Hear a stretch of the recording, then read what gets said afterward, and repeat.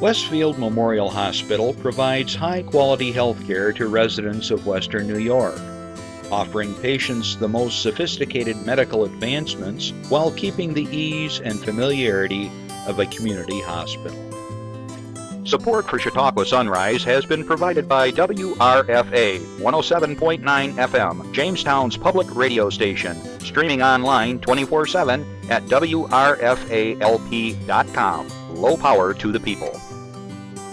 Meter's Restaurant, a family tradition for over 50 years in downtown Ripley, is a proud supporter of Chautauqua Sunrise. Meter's provides all-day dining, banquet services, and custom catering, specializing in pie.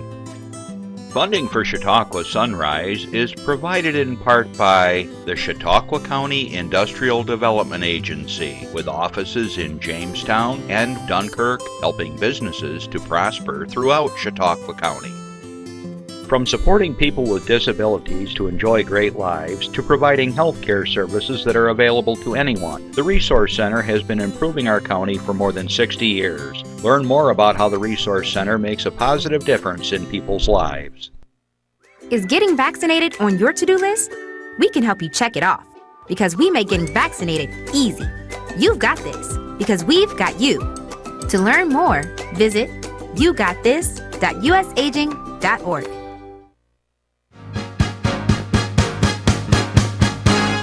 From the Access Chautauqua Studios in Mayville, it's Chautauqua Sunrise. Chautauqua Sunrise is hosted by Doc Hamels and supported by the award-winning volunteers at Access Chautauqua.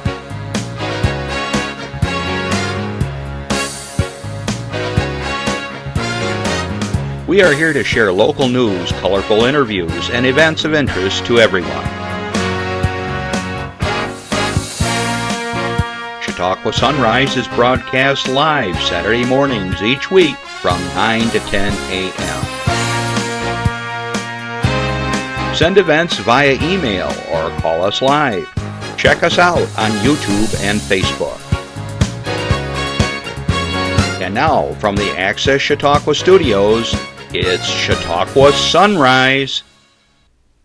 Good. Bye. Here I am. I disappeared there for a second. Good morning, everybody. I'm Doc Hamels, and welcome to Chautauqua Sunrise. This is a special edition of our show because we are pre-taping due to some scheduling blips. And so, the first thing I want to point out to you is you can call in, but there's going to be no one here to answer. So, if you have a comment or a question or an event that you want to share, make sure you email that. And here it is right now. Thanks, Jeff. You can email us at chautauquasunrise@gmail.com. And also, you can call in and leave a message, 716-753-5225. Okay? So, good afternoon to those of you that are listening to me on WRFA 107.9, little part of the people in Jamestown. Thanks for joining us Tuesdays at 1 o'clock. We're so happy to continue our relationship with the radio station, and we try to get some really good programming out for all of you. And today is one of those.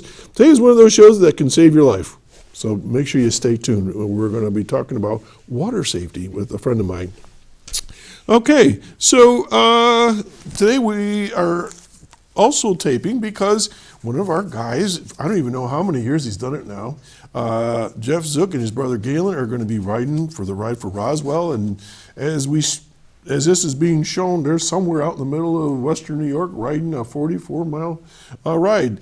Jeff and Randy and me and Galen used to ride together a few years ago, and I'm sort of taking a break. Randy took a break.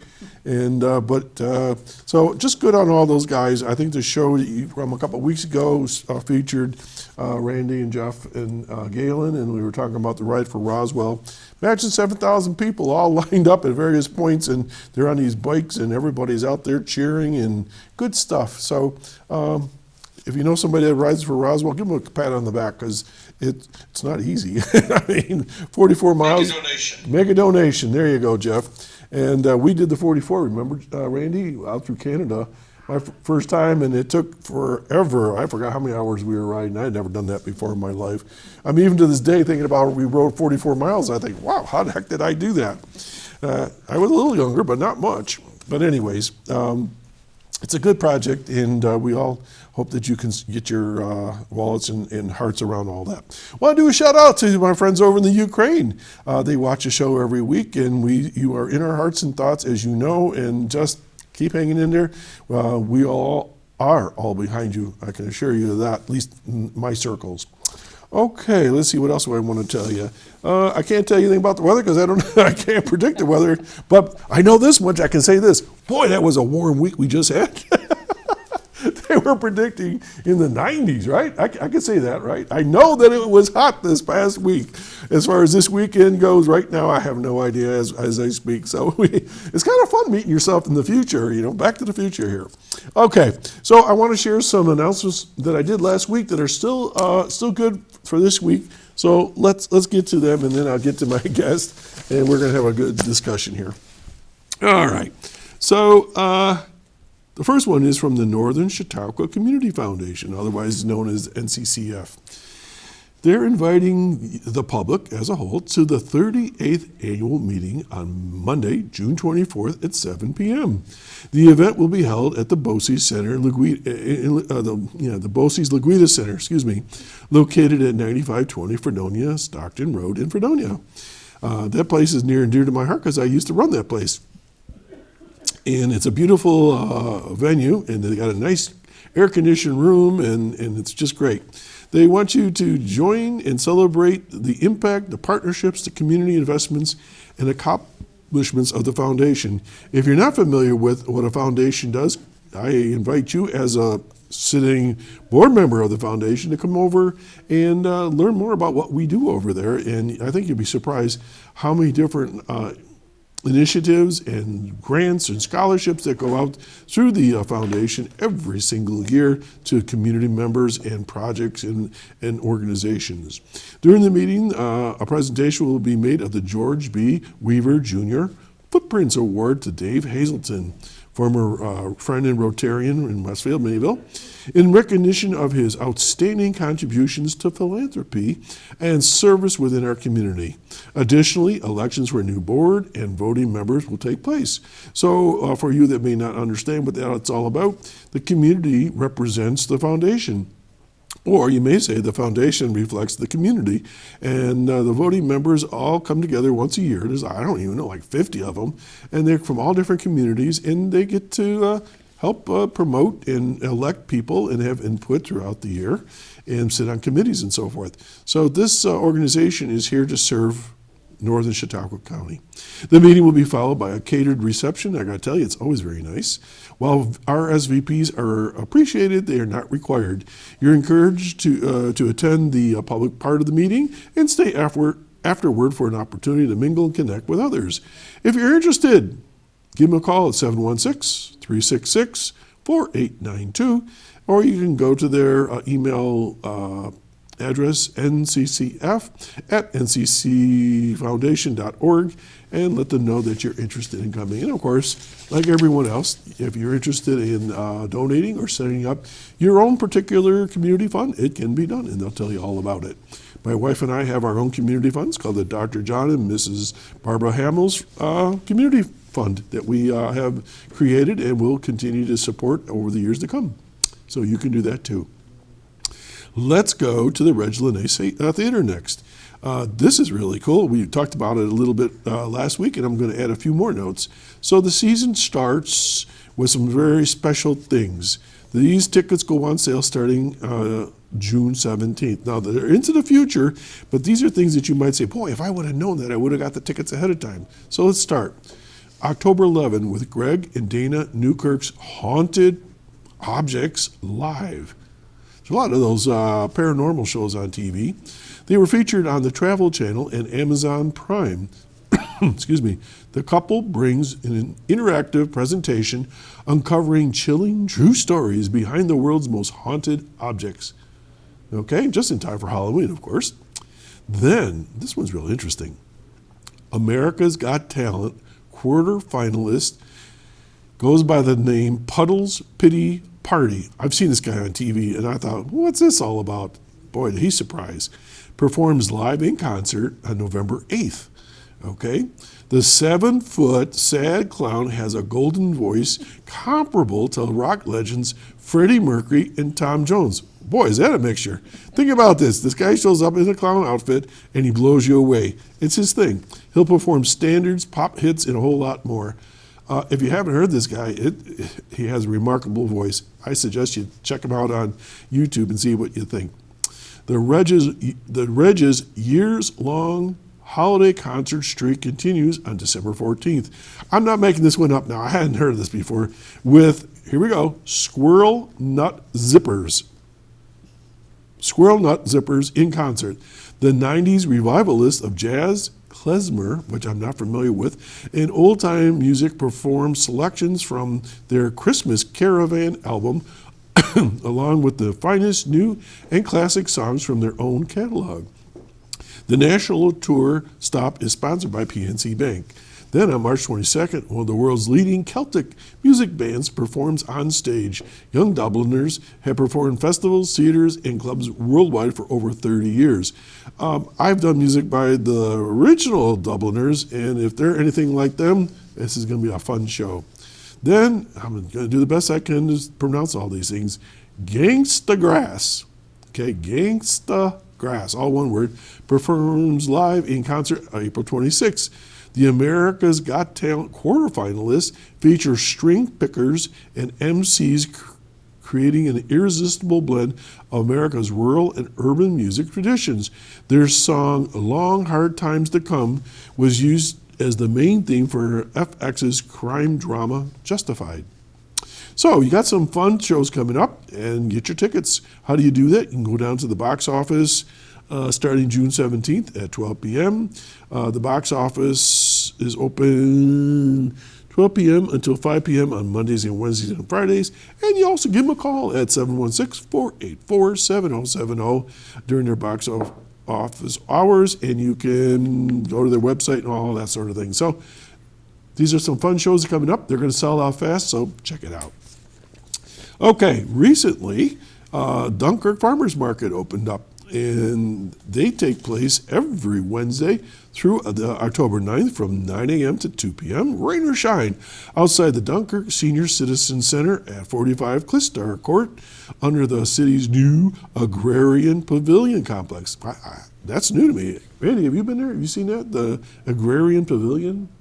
Something new. We are excited to announce, they say, that Refresco will once again be the title sponsor for the farmers market season. On behalf of Mayor of Dunkirk, they'd like to thank Refresco for their continued support of the market and so forth. And let's see what else. Trying to see what we got here. They accept SNAP users and to double up to $20 of their market. And remember that this is, I messed it up last week, but it's called From Farm to Table, right? Fresh produce from all of our farms locally. Let's see, what else we got here? You're going to be the Roberto Fred Farms and Richard Finan Farms will return to the market. You got a variety of vegetables, fruit, herbs, preserves, honey, and vegetable plants. The Conklin Farms will be returning this season to provide a wonderful assortment of beef, pork, eggs, and select dairy products. Gardens of Eternity is back offering natural body products and soaps and washcloths and breads and jams and dip mixes. Wow! And listen to this. Additionally, Gelati's Italian Ice and Sunshine Honey will be returning to the market this season. New vendors include Anzalone's Olive Oil. I just got back from Greece. Olive oil is everywhere. Offering fresh olive oil, balsamic vinegars, almonds, and body bombs. Not bombs, bombs. Back to your roots farm with a variety of products that include fresh goat milk. Randy, have you ever had goat milk? I've had goat cheese, but I don't think I've ever had. Huh? Fudge. Oh, okay. Goat milk fudge, that's right. Webs, yeah. Soaps, shampoos, lotions, bath bombs, sprays, and sugar scrubs. That I'm not sure about. A representative of the New York Division of Veteran Affairs will be on hand for the opening day and so forth. So lots of people show up for this. So again, that's going to be every Wednesday from 9 to 2 p.m. Then, just as a reminder, coming up, the first Fridays in Westfield. So look at your calendar. The first Friday of that month, they close off the streets from the stoplight right there at 20 and 394 over to, I think, Tops. And that whole area there is like one big fun evening where vendors have things on the sidewalks, they have drinks, special offers. Everybody's out and about, and it's just a nice evening. They usually have some kind of music and so forth. So that's in Westfield. Then in Westfield also, I believe they're already in session, according to what I read. The Farmers Market and Artisan Market started up this past month, and they will go through the end of September, and they're from 9 to 2. If you haven't been to the Westfield Farmers and Artisan Market, you're missing something. It's Saturday mornings, and it's huge. There's like 45 different vendors there, anywhere from like the Dunkirk, from beef and poultry to vegetables and herbs and artwork and who knows what all. The Amish have a lot of their products there as well, and so it's a fun day, and it's just a beautiful location right there in the park, right in the McClurg Mark there, and there's parking and so forth, so it's a great time. And then I looked this one up. The Mayville Farmers Market is every Thursday through the end of August, and they have already started, or will have started by the time this show goes on, and they run from 11 a.m. to 5 p.m. every Thursday. So you got Wednesdays in Dunkirk, Thursdays in Mayville, and Saturdays in Westfield, the Farmers Market, farm to table. So check that out. All right, I think I've covered everything for now, so we're going to take a little break, and we'll be right back. Stay tuned.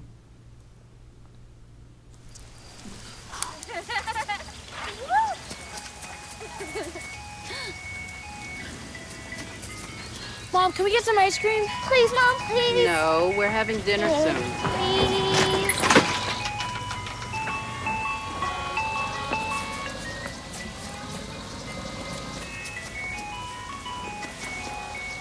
You don't have to be perfect to be a perfect parent. There are thousands of children in foster care who will take you just as you are. Oh, how funny that is. I remember as a kid that there was always this truck that has that jingle, those music you could hear from like 2 or 3 blocks away, and they pull up, and every kid in the neighborhood would pile out of their houses, and can I have ice cream? And you hear no, and yes, and Jimmy's got ice cream, I didn't get ice cream.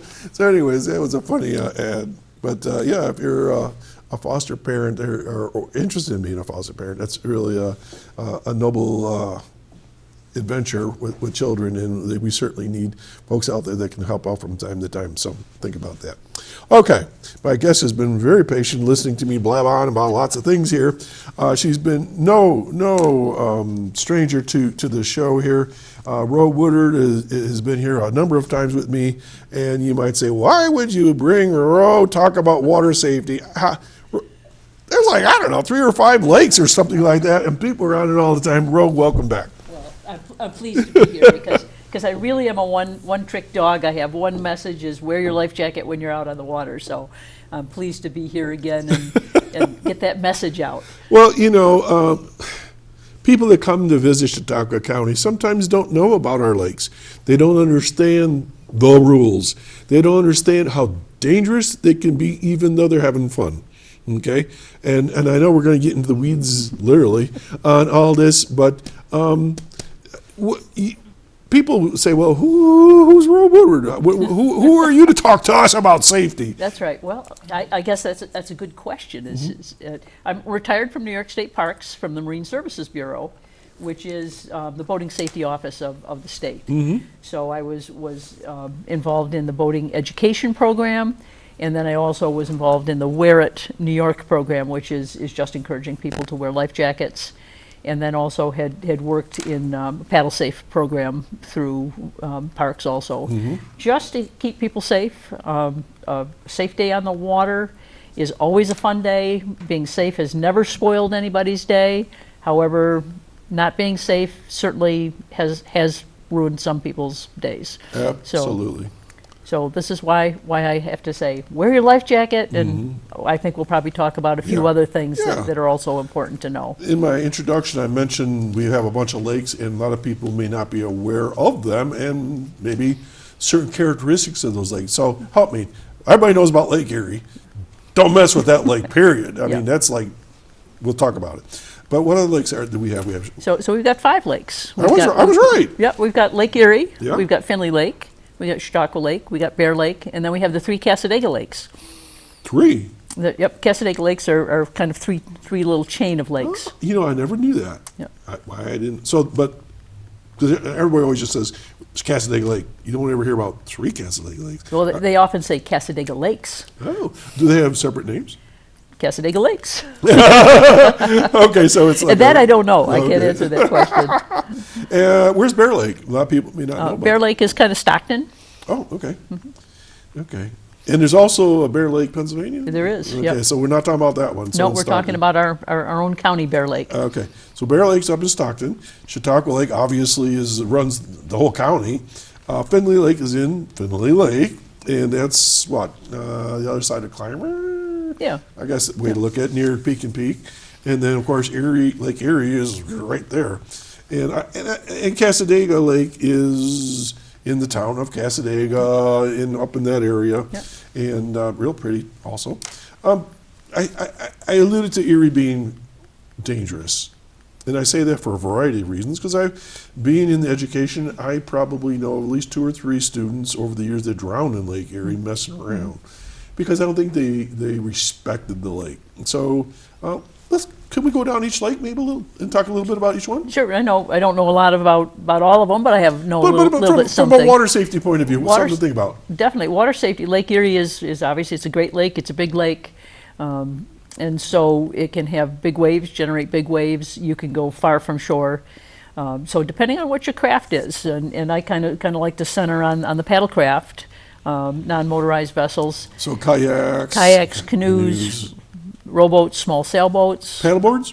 paddleboards, stand-up paddleboards. That's sort of the new thing coming in, right? It's been coming in for a long time, and those are considered vessels, and you have to follow all the rules and wear life jackets on the paddleboards also. Lake Erie is one of those lakes where you're going to watch the weather, you're going to watch where you go, and if it's not looking good, if the waves are coming up, you really should stay on shore. Yeah. Because we've had boating fatalities on the lake. We've had kayaking fatalities on the lake where people have misjudged the weather, misjudged their skills, and once again, didn't have their life jacket on, and unfortunately their day was spoiled, as was their family's day Yeah, also. yeah. We actually came up. We used a kind of a slogan that came out of talking about that particular incident, which was a couple of years ago. That you wear your life jacket because someone on shore loves you, Yeah. and that if you've gone out, you want to come back for those folks that are on shore waiting for you. Yeah. So sad. Yep. My experience with Lake Erie is, I go along there a lot of times looking for beach glass, and I know when the tide is out, all of a sudden you look and there are huge rocks in that water that you don't see normally when in the water is a little bit higher. And you have the cliffs. So Oh, depending yeah, that's a whole nother where you matter. are, that's a whole nother thing. So you really need to know what you're doing if you're going to be on Lake Erie. I know that anytime I've ever wanted to be on Lake Erie, I've gotten over there and it's blowing a gale, so I stay home or search for beach glass. Any day that I don't have a boat and I'm over on Lake Erie, it's always glass. Yeah. And I think people might say, well, I'm a good swimmer. I swam competitively in school. Well, quite frankly, have you studied the undertow or the currents of Lake Erie? And do you know where, like I said, where the rocks are that you could be on a paddleboard, fall off, hit your head, and you're done. You're toast. yeah. And you might say, well, the water's only 3 or 4 feet deep there. You only need enough water Like to a couple cover your cups of water, right? mouth and nose. So please, people that are staying in cottages along Lake Erie, especially that lake, please check out with the locals and find out what the shoreline has to offer. Certainly enjoy the lake, but wear those life jackets. Yeah. Well, and to address that issue with I'm a swimmer, most people who drowned in boating accidents are swimmers. And last year, 2022, which is the last time the statistics in the state were compiled, we're still waiting for the 2023 statistics. There were actually 3 people who lost their lives because they voluntarily left their boat to go swimming. So there wasn't an incident or accident involved. It was a willful act. I'm a swimmer. I'm going to enter the water and I'm going to go swimming, and they did not survive. So swimming does not mean that you will save yourself in a boating accident. If you enter the water from a boat where your boat has what we would say generated a swimmer, or you've had an out-of-boat experience, it usually happens very quick, unexpected, and I'm talking pretty much some of the smaller kayaks and canoes, but even some smaller motorboats. There are incidents where it can happen. There are things that happen that you unexpectedly are ended up in the water. How many times have you been in a small boat and somebody stands up, they're fishing, throws off the balance, and all of a sudden, whoa! Yep, they're unstable platforms, Yeah. and even though you're out there doing your best to just paddle, have a good time, there are things that happen that you could end up in the water. And it's unexpected. You're out of your canoe, you're tipped out of your little fishing boat. You're not ready to swim. If we're going to swim, we're going to control our breath, hold our breath, go in the water. If it happens very quickly, you can be pitched out. It can be an exciting, your heart rate can accelerate. You might gasp under the water, in which case it's very dangerous. If you've got a life jacket on, you don't have to worry about swimming. If you're pitched out of your boat, chances are your head probably won't go under. You don't have to worry about swimming to the surface if you get water in your mouth or nose. Pops you up, and then you can reassess. Do I grab my boat? Do I grab my paddle? Do I just swim here? Do you pull me back in, and everything's okay? Yeah, you got a fighting chance with that. You do, absolutely, and so swimming does not necessarily mean that you will be okay. The other is my life jacket is on my boat. I've got it right under the bungee cords. That's right where it should be. Yep, right under the bungee cords of the kayak, and it's right handy. Once again, unexpectedly, you're pitched out of the boat. Can't get to it. You can't get to it. It's not readily accessible if you have to pull it out of the bungee cords. Chances are, if you're going this way, inertia, a little science lesson, the boat's going to go this way, and if there's winds and waves, the boat could be long gone before you have a chance to get your life jacket. Yeah, you're in trouble. Yeah. A question just came through my earpiece about water temperature. Is that anything plays in? Oh, absolutely. There are 4 times that people are required by law to wear a life jacket, and I'll just digress a little. One is if your child is under age 12, they all need to be in a life jacket that's fits them properly and zipped and clipped and tied and in good condition.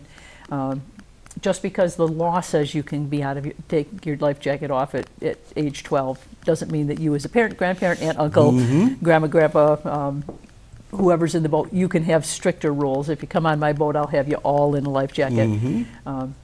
If you're being towed behind the boat, so if you're in a tube, you're tubing, or you're water skiing, air chair, wakeboarding, any of those things, you have to be in a life jacket.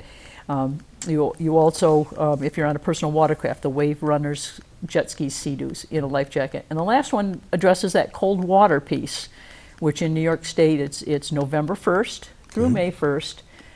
Anybody in any kind of boat, motorboat, sailboat, kayak, canoe, paddleboard, sailboard, must wear a life jacket, regardless of age. And cold water, if you have that same accident, you end up in the water, your body reaction, and I like to say to people, think about, you step in the shower and it's not quite as warm as you think it's going to be. What do you do? Yeah. And that's just a little bit of water falling on your head. Imagine if you're now submerged totally in your body. Your heart rate jacks up, so your heart races, your blood pressure increases, you hyperventilate, so you breathe very fast, and all of those things are not good for self-rescue. If you've got a life jacket on, that probably will mean that you can get yourself under control, and that lasts for anywhere from 0 to 5 minutes, and then you can get yourself in control. If you've got a life jacket, it's going to hold you up. You don't have to worry about, can I swim? Can I swim? After that, you have about 5 minutes to a half an hour of useful muscle movement. Because if the water is cold, that's pretty decent. And once again, go back to winter. What if you don't have your gloves on long enough, and suddenly your hands are not working? That happens to your whole body. So even if you can swim, you can't control your movements. Then you hope that your life jacket will be on, because then you can do things that you need to do. If you need Right. to make a cell phone call, or you need to put your visual distress signals up, you need to climb in or up and back into your boat, you can do it during that time, because you're not worried about holding yourself of up in the window water of with your life opportunity, jacket. Yeah.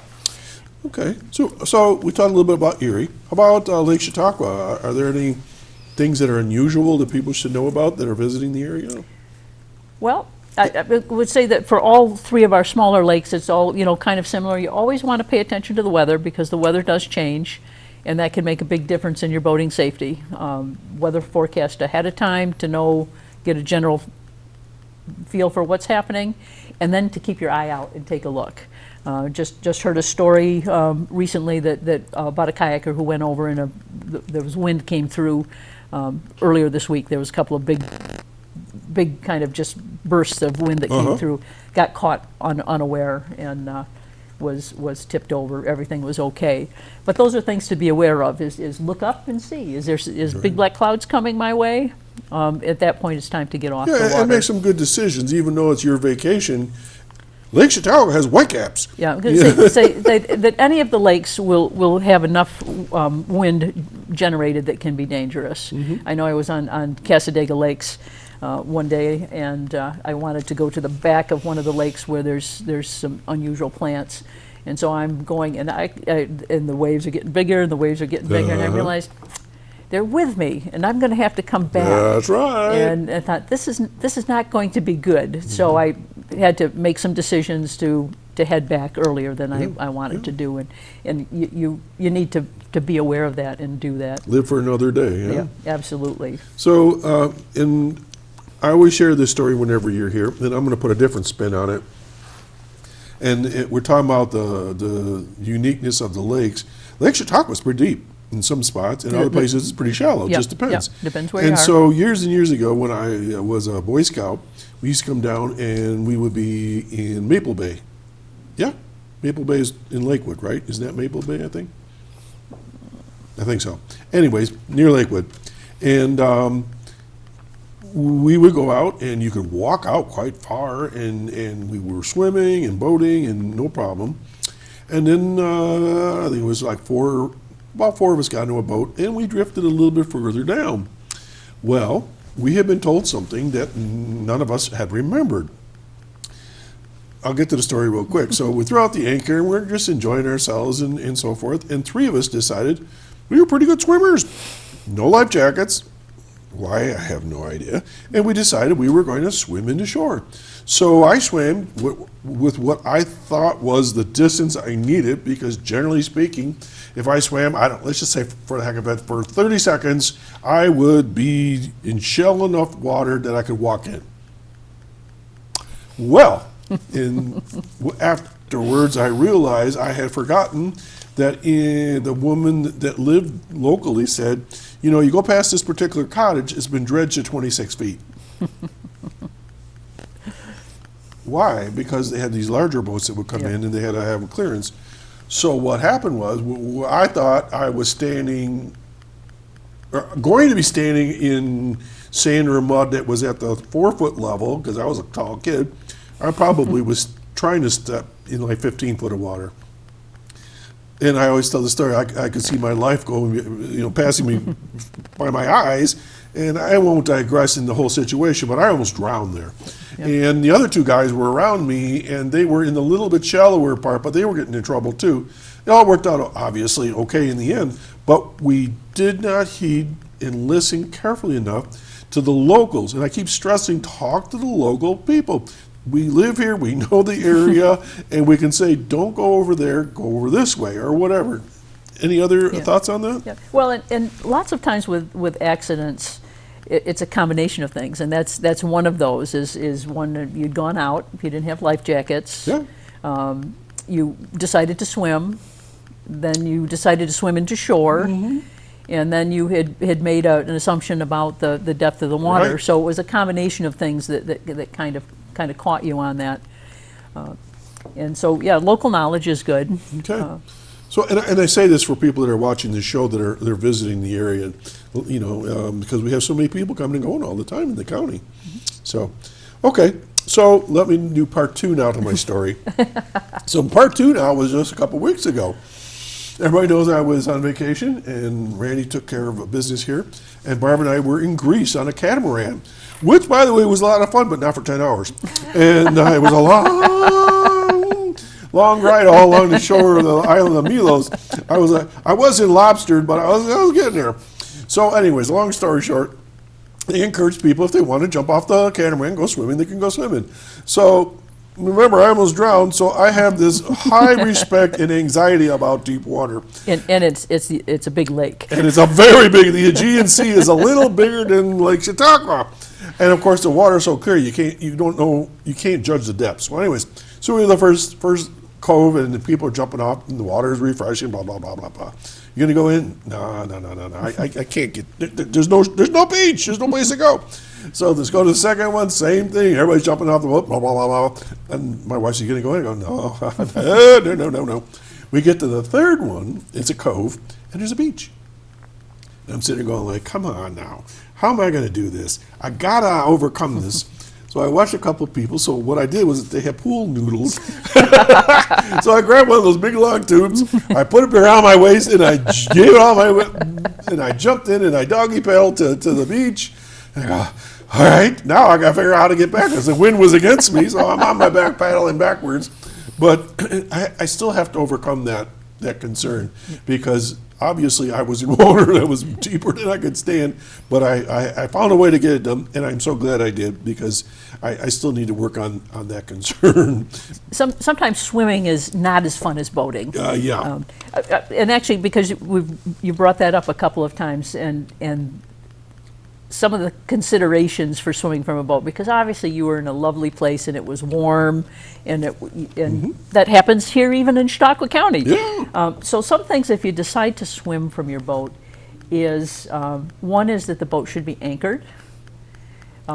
2 is that the motor should be turned off, so there's no possibility of the propeller spinning and doing somebody getting hit Yep. with the propeller while you're in the water. There should be somebody on board the boat who can then control the boat and also be watching the swimmers.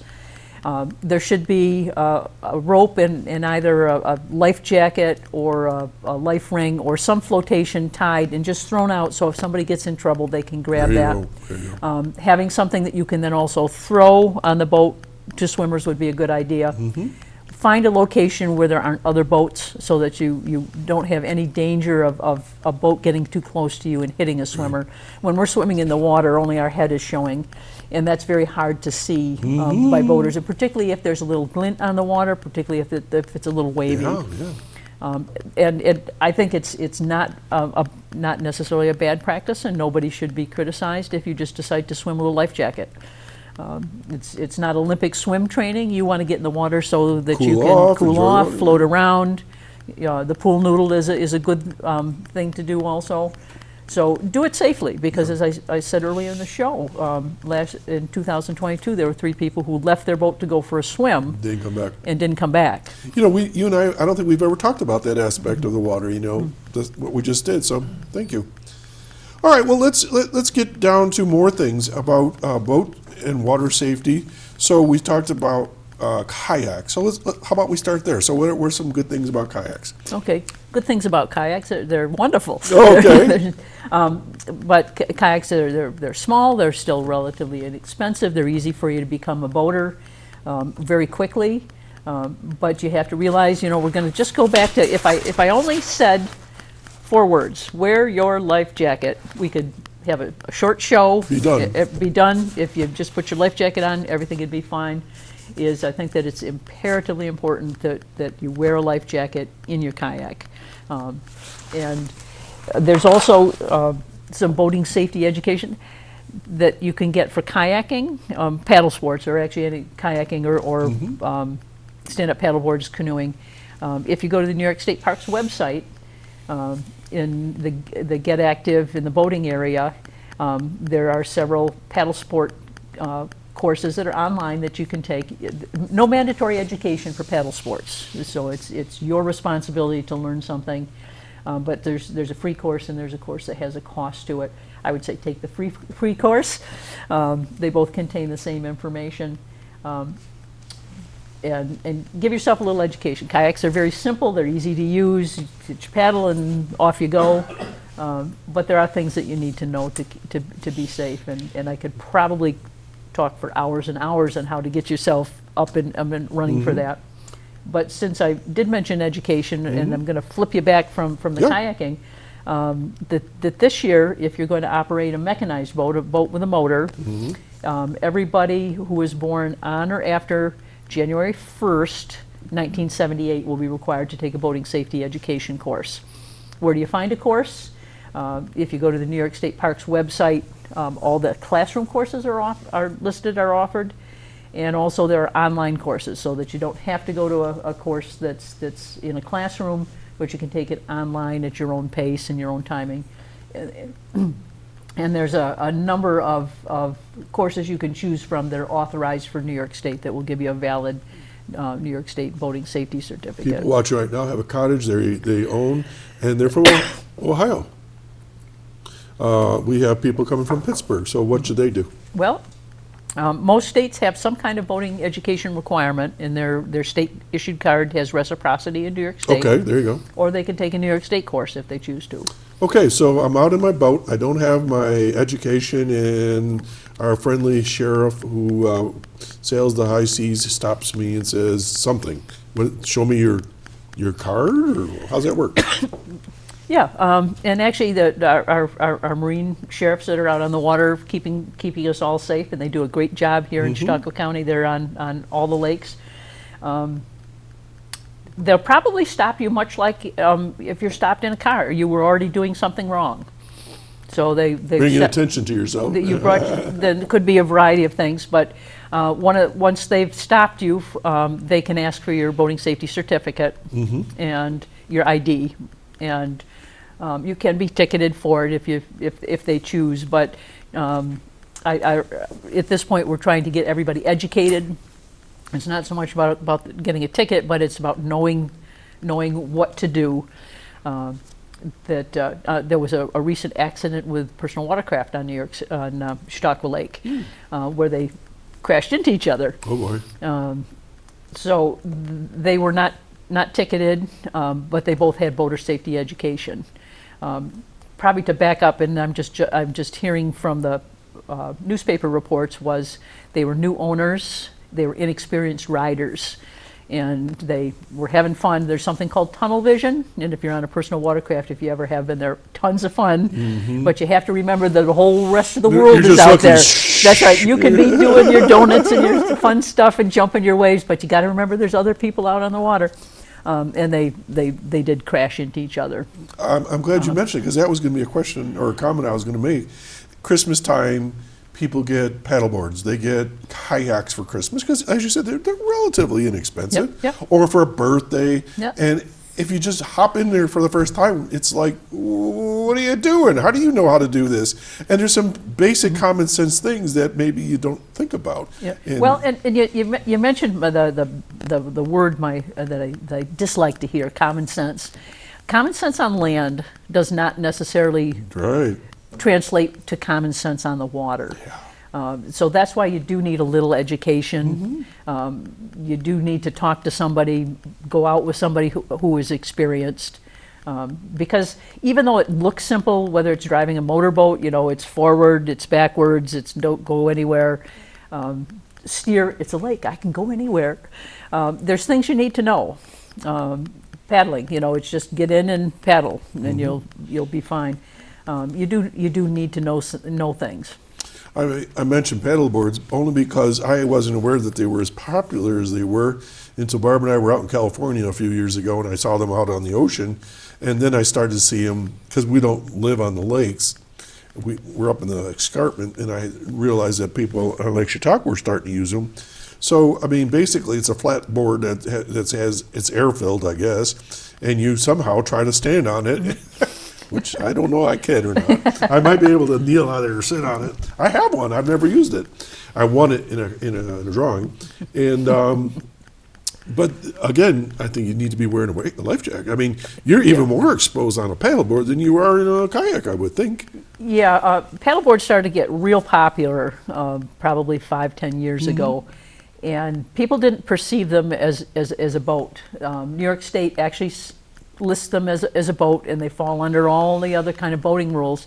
And so with any non-mechanized vessel, there are several things which required equipment that you have to have, which includes our paddleboards, and which is a life jacket, and also a sound signal device, which if you have your life jacket on, a whistle is an adequate sound signal device. So any non-mechanized boat, these are two things that if an officer stops you, they're going to ask you to see if you have those. And if you're out at night, you need a white light to show and shine on your boat to show that you're out there. Along with life jackets, there's things about them that you have to know. Is your jacket needs to fit you properly. It needs to have all the zippers or the clips or the ties properly done up and in good shape, and the jacket itself needs to be in good shape, that it's not worn or ripped or anything. And then readily accessible. And readily accessible is the key to life jackets. So what is the most readily accessible for a life jacket, Doc? On me. Right on you, actually. Nothing more readily accessible if it's right there. Readily accessible on a kayak under the bungee cords is not. Readily accessible under the deck of the kayak is not. Readily accessible is not clipped to something. On a paddleboard, just laying on the top is not necessarily readily accessible, because if you fall off, once again, the scenario of the board It goes shoots. one way. It takes off like a rocket. Yep, the things will go.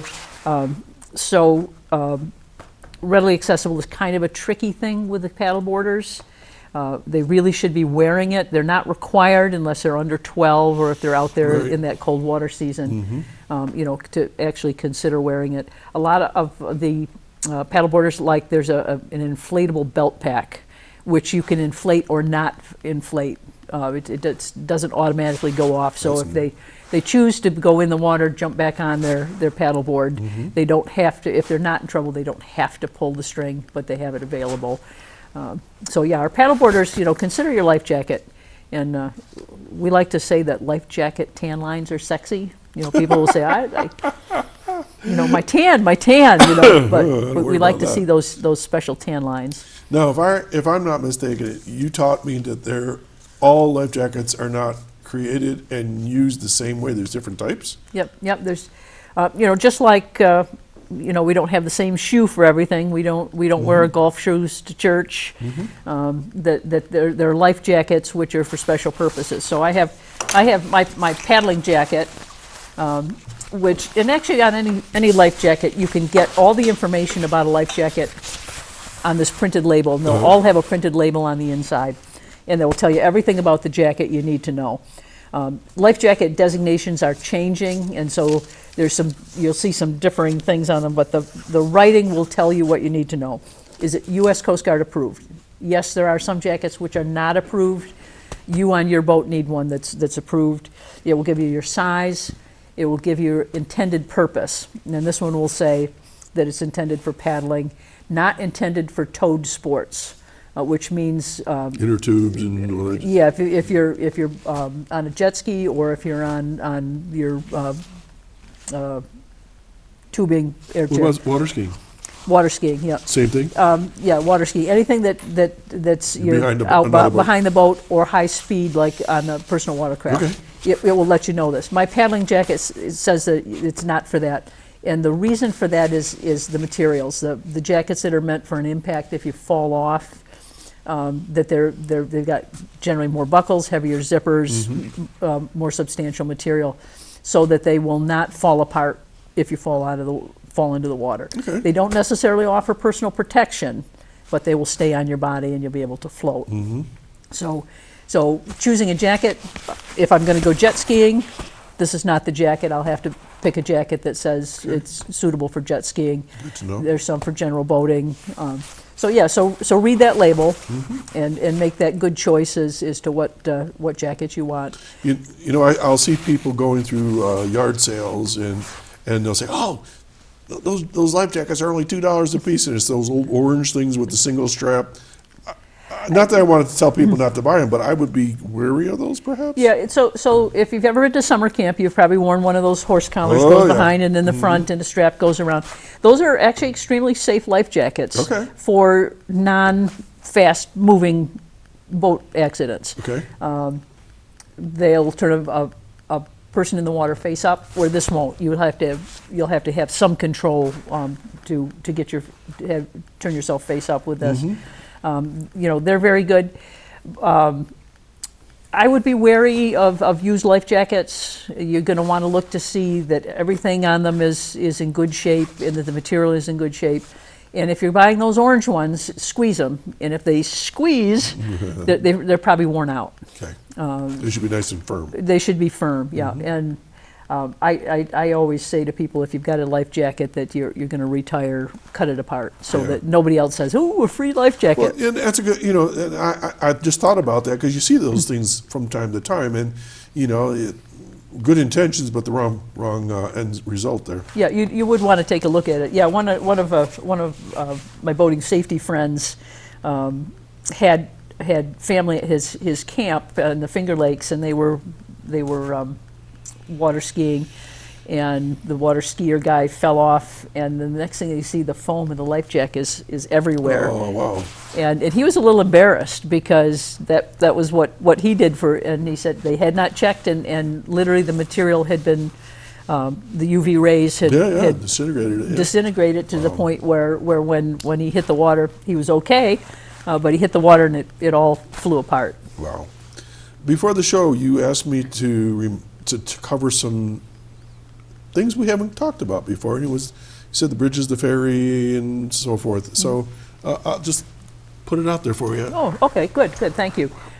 So I also am an operator on the Bemis Point Stowe Ferry. And Operator, like a captain? Some people call it a captain. I always call it an operator. You did that too, right? Yeah, Randy did it, yeah. Okay, all right. So we like to get the word out to people, come ride the ferry. We love to have lots of folks riding the ferry. We are a unique vessel in that we're a cable ferry, so there are two cables, one attached in Bemis Point, attached in Stowe. And operator is kind of fun because you don't have to steer. You just forward or backward. But when you talked about things to be aware of so there are two cables across the Narrows on the lake. When you're coming into that area if you're heading south, you're coming out of Bemis Bay, going to cross the ferry, head down towards the bridge. That whole area is a limited speed zone.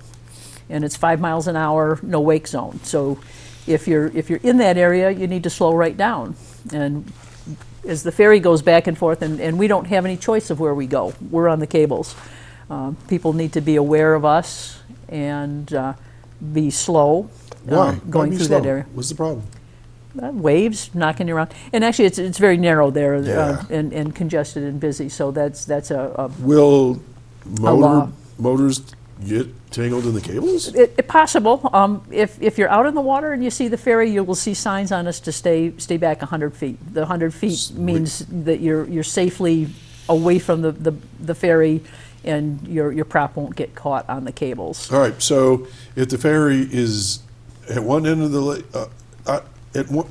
on the shore, it's not a port, on the shore. We like to say the ferry is back and forth. Back and forth. So it's that way, out back. So then it's relatively clear, but still slow down. And then if it's like in the middle, still in the middle of the lake, you should wait till it Well, passes?